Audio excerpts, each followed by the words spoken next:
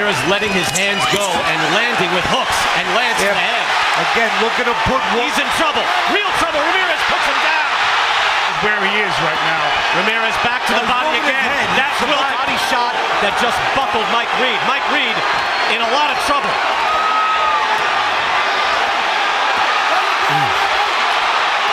One left hook after another. Just laying it on. Reed nowhere to go. If you don't know, that's Jose Ramirez, a top-ranked fighter, 5'10", very tall, top-ranked fighter, 5'10". He's going to be fighting, of all people, Amir Imam. You may know him. He lost to Adrian Granados. In fact, no, we have the clip. He lost to Adrian Granados back on Showtime a couple of years ago. And since then, Adrian Granados has fought Adrian Broner in a very close fight, and he fought Sean Porter. And in between that, Amir Imam fought on an ESPN card. I believe it was the Crawford versus Ndangu card after he had lost to Adrian Granados. I guess what I'm saying is, I've learned from a friend of mine who's close to the situation, told me that the reason why these Don King fighters, Amir Imam, Charles Hatley, Bermain Stavern, get these title shots is because the WBC still owes Don King a lot of favors. And also, since Don King is on his way out to sport, they're like, fuck it, why not? So this is one of the last chances for a Don King fighter to get a title shot right here.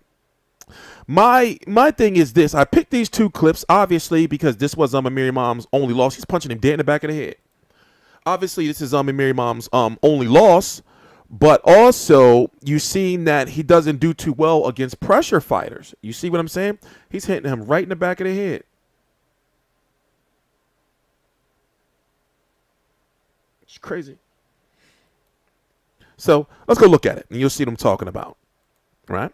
So these fighters are involved, as I said in the previous video that I did on Prograis versus Victor Postol, that Amir Imam, Jose Ramirez, Victor Postol, and Regis Prograis are involved in an unofficial WBC 140-pound boxing tournament.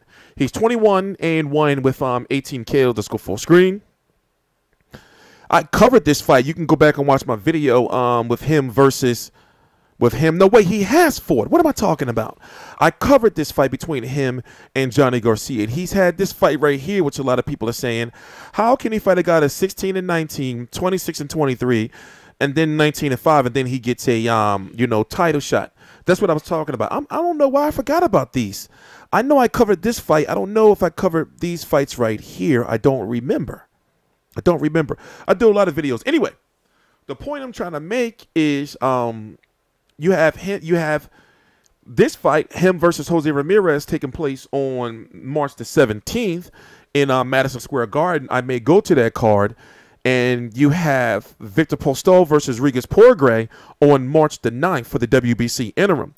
So let's go look at the rankings so you can have a better understanding what I'm talking about. By the way, visit my website, fightview360.com, for your rankings. The link is right down below in the description box. Wait a minute, that's the schedule. That's the schedule. There we go. We're going to go down to 140 pounds. I have to erase Terrence Crawford because he's not the champion anymore. So, as I was saying, here's the champions right now. You have WBC. Right now you have Amir Imam versus Jose Ramirez, who's going to be fighting for that WBC title. I'm going to erase Terrence Crawford as soon as I'm done this video. You have Francis Barthélemy versus Kirill Rolak for that WBA, taking place on March the 10th. On the undercard of Mikey Garcia versus Sergey Lipinets. Sergey Lipinets is fighting Mikey Garcia on March the 10th. He won that IBF from fighting Akiro Kondo. You have Terry Flanagan taking on Maurice Hooker in March also, I believe, or April. I don't remember the exact date. So these four guys right here are in the tournament to where you have Postol versus Prograis, who are fighting for the WBC interim. You might as well say that's a WBC championship. And then Ramirez versus Imam, for the championship. Let's go look at Jose Ramirez. 21-0-1 with 16 KOs. Very tall, listed at 5'10", 25 years old. Very, very tall with long-ass arms for a 140-pounder. if you look at his resume, the only names I know, and by the way, he wasn't expected to blow Mike Reed out that like he did.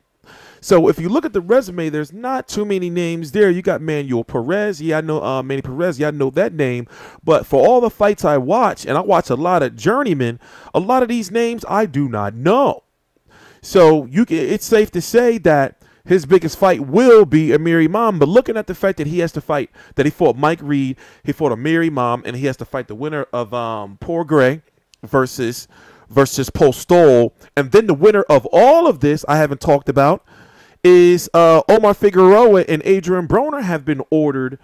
Well, they're fighting in the WBC eliminator. So the winner of these 4 guys right here has to fight the winner of these guys unless they go for a unification, you know, with likely Flanagan, you know, or a Hooker.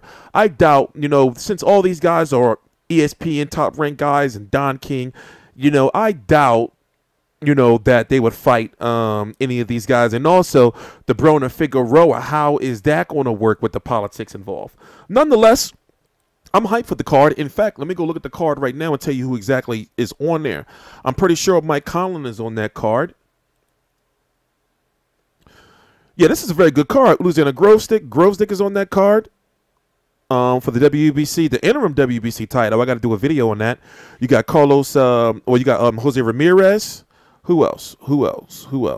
Felix Verdejo on that card. McCollins on that card.